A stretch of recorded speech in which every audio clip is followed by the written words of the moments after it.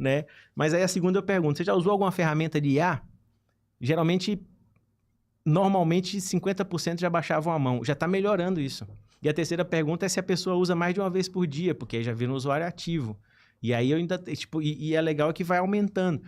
E aí, beleza, né? Tem aquela galera lá que fica lá e não sei o quê, que tem uns que levantam a mão nas 3 perguntas, e eu já vejo na cara assim, e aí eu já vou direto nele assim, você usa muito tempo? Usa muito tempo. Já personalizou o seu chat GPT? Você usa muito? Usou há mais de um ano, converso muito com o chat GPT, já fiz miséria com o chat GPT. Mas você já personalizou o chat GPT? Eu falei, o que é personalizar o chat GPT? Eu falei, é o básico do básico.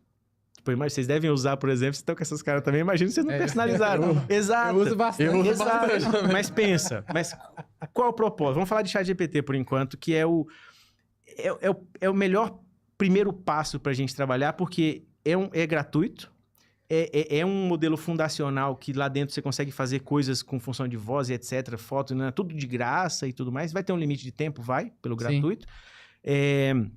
Mas, por exemplo, a função dele é ser um estagiário super inteligente, certo? Ok.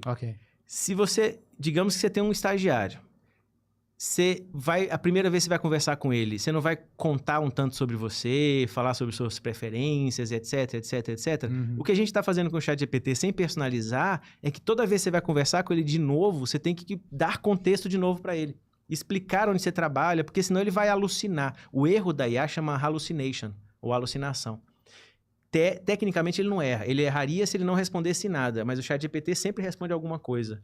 Mesmo que responda alguma coisa inventada, que não faça muito sentido. Exato. E ele não faz sentido por conta da alucinação.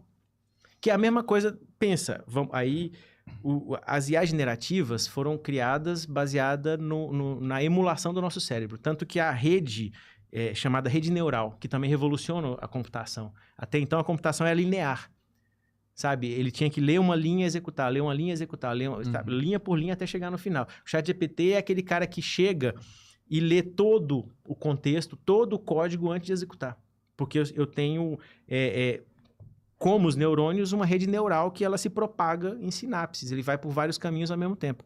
E aí, por conta disso, e também por isso, para ele se assemelhar a um ser humano, muitas características comportamentais estão ali dentro.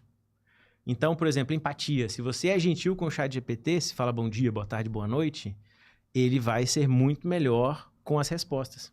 Porque ele se ajusta ao falante. Se você é direto, ele vai te entregar. Escreva um texto assim, assim, assado, faça uma legenda, tó. Agora, olá, tudo bom? Bom dia. Oi, Matheus, como vai? Eu quero uma legenda. Como posso te ajudar? Eu quero uma legenda para isso. Aquele seu, lá, acender o seu Instagram, isso. Vamos fazer e tal. Porque ele vai... Já teve gente que pesquisou sobre isso. Ele melhora de 20% a 30% as respostas e os resultados, porque ele vai se esforçar mais. Você pode experimentar, pedir pro ChatGPT, falar, não, faça aquilo ali porque é uma tarefa de vida ou morte. Ele vai fazer muito mais esforçado, de verdade. Você pode falar que vai pagar para ele. Cara, eu preciso fazer muito essa tarefa porque é um relatório para entregar amanhã e posso perder meu emprego, eu te pago por isso. Ele falou, beleza, eu vou fazer, vou me esforçar, eu não preciso pagar porque eu não consigo, sou um robô, sou uma máquina, não consigo receber esse dinheiro. Mas, quando você personaliza, é uma coisa simples, você entra lá no seu rostinho, configurações, personalização, você tem 1.500 caracteres para contar para o ChatGPT quem é você.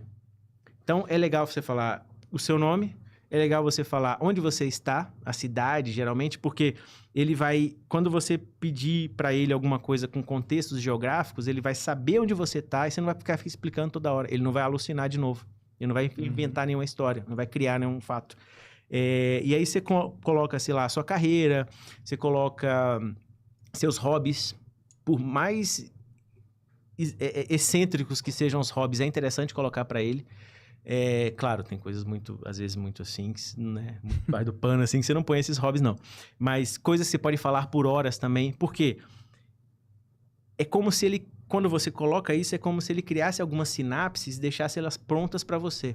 Então, por exemplo, eu sou um cara que trabalha com tecnologia, que trabalho muito tempo com vendas, mas sou um cara de humanas, então eu gosto de ler, gosto de filosofia, gosto de arte, etc. E eu expliquei para ele isso.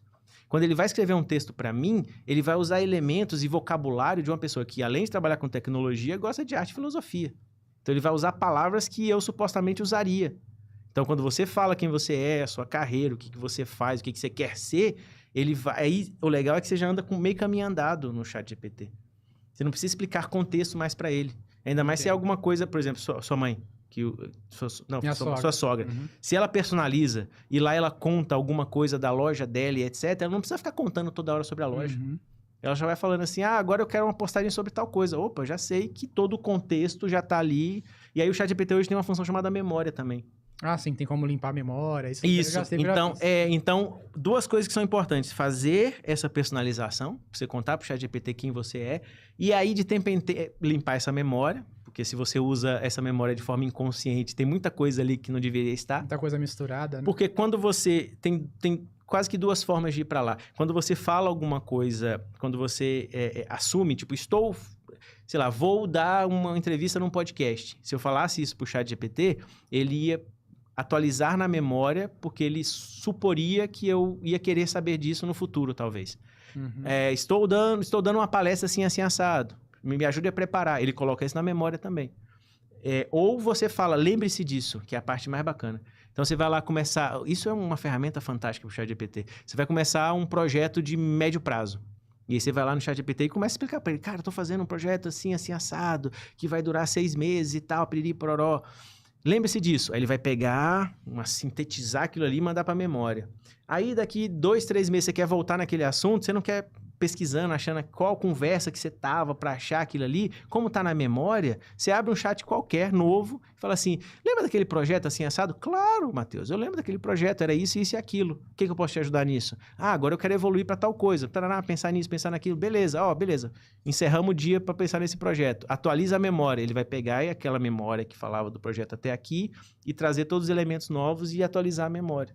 Então, é um recurso fantástico também.